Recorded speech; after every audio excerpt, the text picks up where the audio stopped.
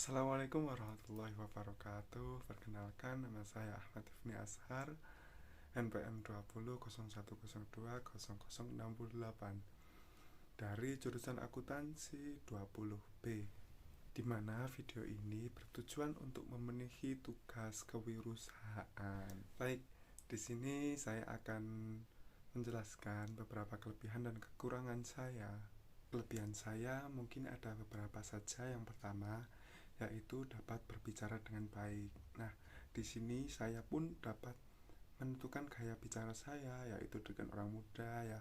Saya bicara dengan bahasa orang muda maupun dengan orang tua, saya dapat bicara dengan orang tua. Atau lagi saat di acara formal maupun non formal. Nah, di situ saya dapat membedakan bagaimana kata-kata yang akan saya sampaikan. Yang kedua, dari kelebihan saya yaitu dapat berinteraksi dengan orang baru. Nah, mungkin di saat saya di tempat mana yang baru saya datangi, nah di situ saya akan mungkin lebih cepat untuk berbicara dengan lawan bicara saya. Nah, dari situ saya akan lebih akrab, lebih mengenal siapa yang saya ajak bicara, mungkin seperti itu. Yang ketiga, yaitu saya mempunyai relasi yang banyak. Nah, dari sejak SMP, SMA maupun kuliah ini, saya sudah mempunyai teman yang banyak. Nah, dari situ saya juga mendapatkan ilmu-ilmu tambahan, dan juga saya mendapatkan pengalaman-pengalaman baru, potensi-potensi yang saya miliki. Nah, di sini saya pun sudah mulai mengetahui potensi apa sih yang ada dalam diri saya. Nah, di situ yang pertama, dari segi yang sudah ada di lingkungan saya. Yang pertama, saya sudah mulai menjual ayam potong sendiri, yaitu ayam broiler. Di sini saya sudah memelihara dari kecil sampai besar. Nah, di situ pun saya sudah belajar bagaimana pengelolaan tata keuangan, bagaimana penjualannya. Nah, yang kedua yaitu saya memiliki penjualan masker organik. Nah, linknya di sini, ini Instagramnya. Yang ketiga, nah, di dalam diri saya pun saya mempunyai potensi juga beberapa. Salah satunya itu yaitu saya menggulati di bidang desain grafis. Di sini saya yang dimaksud bidang desain grafis itu mungkin saya bisa mengedit sedikit soal poster, pamflet. Nah, di situ saya mungkin akan meningkatkan kemampuan saya untuk dapat menggulati lagi lebih dalam apa arti itu desain grafis dan bagaimana cara untuk menjadi desain grafis tersebut. Nomor 2, jika saya berwirausaha, maka yang pertama, saya akan melihat diri saya sendiri, apakah saya sudah siap untuk melakukan wirausaha apa belum. Mungkin dari sepengalaman saya, di sini saya pun menjadi mahasiswa menyambi dengan wirausaha, yaitu pedagang ayam.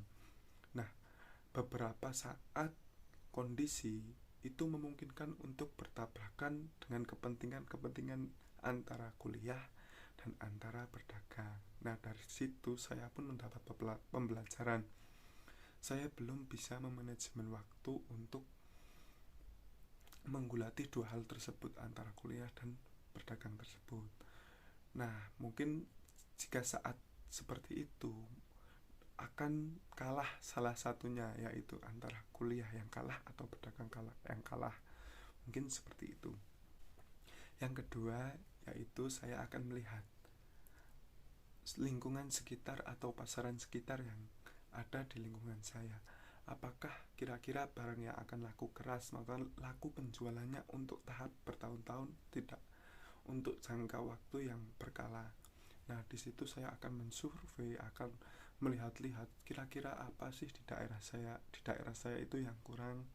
Nah, mungkin dari hal tersebut saya akan dapat melakukan berwirausaha. Yang ketiga, jika sudah melakukan survei, saya yang akan melihat dengan kondisi ekonomi atau pendanaan. Nah, pada saat pendanaan tersebut, kira-kira barang yang akan saya stok itu kira-kira berapa. Nah, dari hal tersebut saya sudah bisa memastikan, oh barang sekian-sekian yang akan datang, oh barang sekian yang kira-kira akan terjual, mungkin seperti itu. Oke. Yang keempat yaitu kita akan mulai pemasaran. Nah, pemasaran dari hal tersebut saya akan menggunakan relasi-relasi yang tadi, seperti teman-teman saya, keluarga saya, lingkungan saya.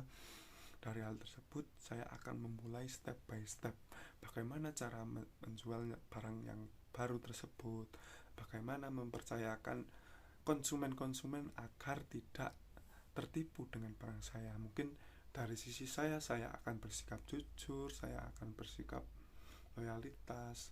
Nah, dari hal tersebut maka orang akan lebih percaya dengan barang yang kita jual. Dari situ konsumen tersebut akan lebih percaya lagi dengan saya. Oke.